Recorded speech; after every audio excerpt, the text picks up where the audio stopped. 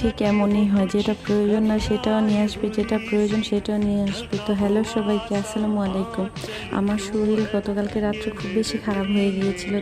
তো সাইরার বাবা আবার মাকে রাত্রে কল দিয়েছে আসার জন্য, আর মা আর সকাল ভোরে এসে পড়েছে। আর আসার সময় আবার এগুলো নিয়ে আসছে, দুধ নিয়ে আসছে, সাবু পর্যন্ত নিয়ে আসছে, পিঠা, আম সত্য, আর আমের মোরব্বা, এগুলো সব কিছুই মা নিয়ে আসছে। আর এদিকে 11টা সাড়ে 11টার দিকে এমন বৃষ্টি শুরু হয়েছে, আমার না ইদানিং বৃষ্টি দেখলেই খুব ভিজতে ইচ্ছে করে, কিন্তু আমি বৃষ্টিতে ভিজতে গেলে আমার মুখ চোখ সব কালো হয়ে যায়। তো দুপুরে খাবার খেয়ে নিচ্ছিলাম, এদিকে গরুর মাংস আর ডাল ছিল।